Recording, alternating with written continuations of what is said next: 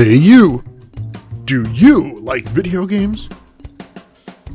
Ever been frustrated by the tangle of cords so much that you couldn't even play? Ever wish you could just cut the cord? No, not like that. Not that. No, don't put it down. We'll cut these cords another way. First, we're going to talk about the Logitech Precision Controller for the original Xbox. The build quality is very nice and sturdy on this. The buttons feel really good and solid. The analog sticks are nice, and it doesn't feel cheap at all. The only thing about it is this dongle. It just kind of hangs there and gets in the way. Your best bet to get your hands on this is probably going to be eBay or a Retro Gaming Expo. Next up is the Wavebird for the Nintendo GameCube, and this controller gets all kinds of love as it is. Just like the Logitech Precision, this takes 2 AA batteries and lasts a good long time. The receiver and the controller's numbers on their dials need to match up for the controller to connect to the system. Its build quality is great, and it feels just like the regular GameCube controller without adding a large amount of weight to it. To get your hands on one of these, you're probably going to also have to go to eBay or a retro gaming store or a convention.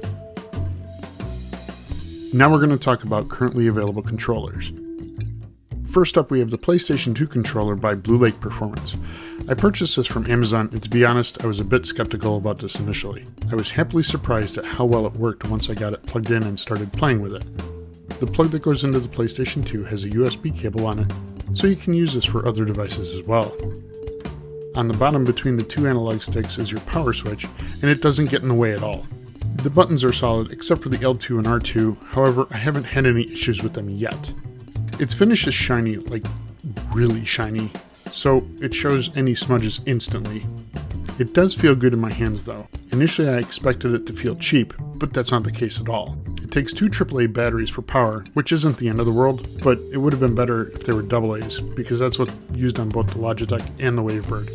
Also, as a bonus, in the box, there were 2 of these rubber analog stick covers. It's a nice little addition to the product, but it's not really needed. The thumbsticks aren't slippery at all. Overall, I give it a thumbs up. Before we get to more controllers, I want to suggest that if you're going to purchase more than 2 controllers that are charged by USB, you may want to think about getting a USB charging station. This will cut down on the number of plugs in the wall and help keep your charging station more organized. Now we're going to talk about the NES controller by Hyperkin called the Cadet. This controller feels like it has a good strong build to it. I like that they notch the corners from the face of the controller, as this does prevent it from digging into my hands. The connector plugged right into my Retron 5 without any issues.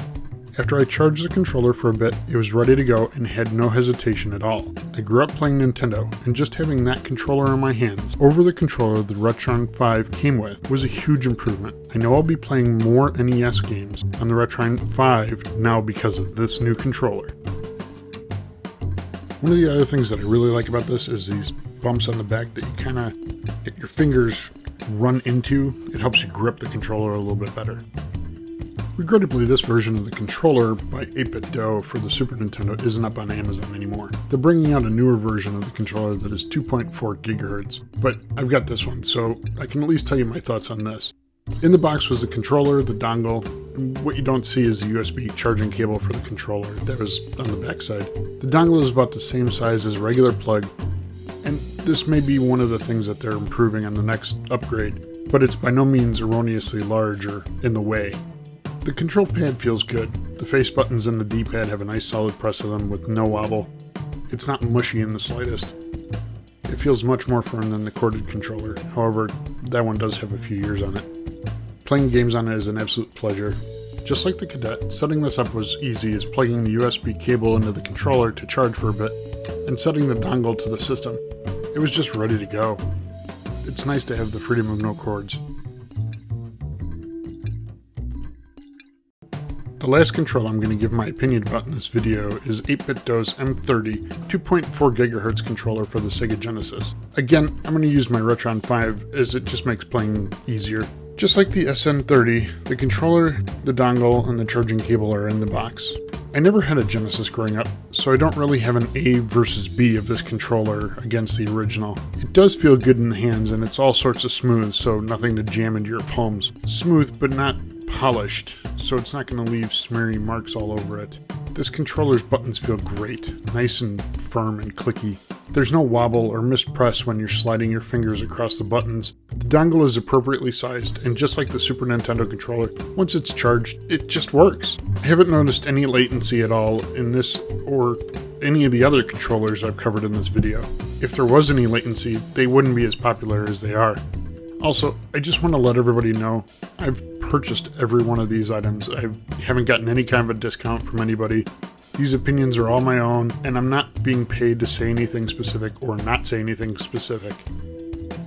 There's a few controllers that I haven't gotten my hands on yet. The TurboGrafx 16, both for the original and the new mini model that just came out.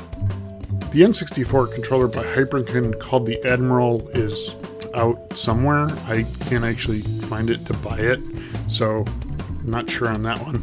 There is a Dreamcast controller out there as well, but it's a little out of my price range. But for hardcore Dreamcast fans, it may be a worthy investment. And there's an original wireless Atari 2600 controller that I'm just not even going to get into.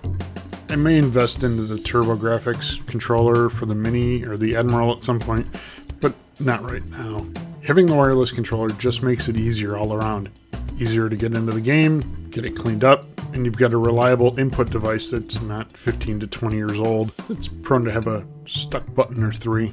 It's up to you, obviously, but I hope you found this video informational and perhaps a bit eye-opening. I hope you also enjoyed the attempt at humor in the beginning. I was going for a bad infomercial vibe.